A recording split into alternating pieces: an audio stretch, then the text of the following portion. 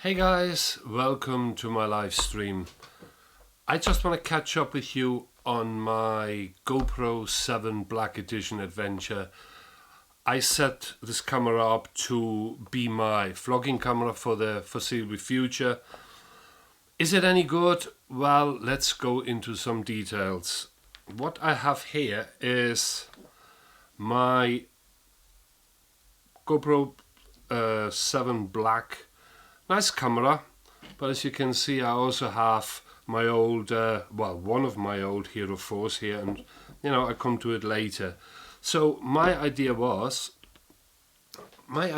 to make films and use all my separate cameras I have. So I have my GoPros, here I have more or less the number 4, I have the new one, I have the Sonys, because as a motorbike vlogger, all you want to really carry is a standard camera.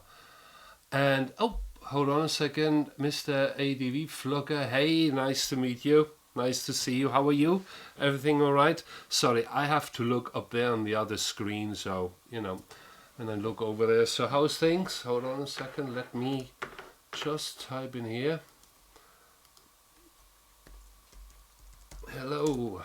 Is the sound okay? Just give me a thumbs up, because I have no idea if this is working.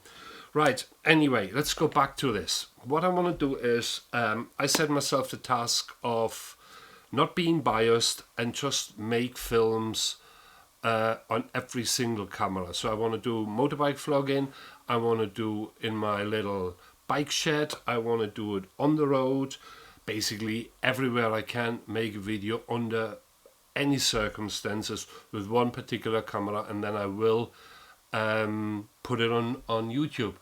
So the thing is, what I did is my last video, if you go into my video library, let's just hold on a second, where are we? Here we go, YouTube, my channel.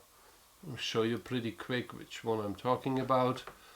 It was this one here. You can hear the noise. One second. The weather is not ideal, so it's the best time to look. It's Moto Camping Gear, and I show you Kitchen Setup 2019. That's basically what my thingy was, the video, and that was solely shot on the GoPro. And to be perfectly honest, I rather was made up with the outcome. Let me just go back to my thingy here. Excellent. I was rather happy with it. I had to set up some different settings just to make it work, and to try it really out. And the outcome was fantastic actually. But then you look at it and you think, hold on a second, that camera is, as it is, pretty small. And what I did is, let me show you. When you go to the settings, these are my settings, and what I did is I shot in 2007K, what is bigger than the usual HD. That gives you the opportunity to zoom in. Just check out my video and then you will see what I did. So you just have, let's call it 50% more room, more video available, so you can zoom in, zoom out without being without losing any quality. And then the only other thing I did, where is it, is I set the white balance to 4,500K. Now what you don't want to do is use my settings. You have to try that out under the light where you are, but that was natural. Don't set it to auto white balance, because when you move around, you will end up with people pictures, and the film goes in more color saturated or more blue or more red. It's just not great on these, so don't do this. So coming back, the color when you set it, perfect. I did not much post-production in that video. I'm really happy with it. It was fantastic. Stabilization, well, I take it and for what it is. It helps, but when you're vlogging, it's not that important really. The color, I said, is brilliant. Low light is, let's be polite, it's just as bad as every other GoPro and every other action camera out there. So low light is, well, not amazing. The resolution of the camera, obviously I have the black edition that goes up to 4K. It's great, you know, but I hardly use it. I mean, that is not why I bought the camera. I just thought I wanted to try it out, and my Sonys, they're getting a bit knackered now, because I mean I have them for years now, and I really use them a lot on my trips, and they're still working fine. But you know, you have to keep up with the Joneses, so I thought, let's try a GoPro, because I have the Force. I have actually 4 of the Force, and they served me really well. There's one thing I really want to highlight in this whole thing in terms of the new hype about stabilization. I do understand that people, you know, when you mount a camera to your motorbike, you want a certain amount of stabilization. If you mount it to your helmet on the side, it doesn't really matter. You know, it makes not much difference. And there's one thing motorbike riders want to see is, you know, they want to be in the video. They don't want to have a flat video where it's just boring, you know, riding along the road. You need the shakes. You have to feel the terrain the motorbike is in it. I mean, just imagine you do an off-road video, or you drive down a path and it's bumpy, and this thing is smooth. It's like you're riding on a motorway. It just gives the wrong impression. So from the artistic point of view, it really doesn't matter. You know, if you have stabilization or not, you will be fine with any other GoPro. The other thing I want to show you is my rig I used, because now it gets a bit interesting. This is my rig I used for the camera, and this is just a cheapo metal cage. Hold on a second, ADV Moto. What software I'm using for edit? Well, my main software is Premiere. I also use Final Cut Pro because I have a Mac, but be honest, most of my work I do is on Premiere, because I edit also commercially, so I work making films, so obviously that's my setup of choice. However, I also want to go more hands-on now with Final Cut, because if I go on my travel, I only have a tiny little laptop with me, and it's just one of these super low-end MacBooks you can get. But Final Cut Pro works really well on it, so I'm thinking of, you know, just cutting down on gear and use that instead for my travel videos. We'll see. Right, let's come back to the setup here. This cage is absolutely brilliant because it's metal, and what it has is it has a removable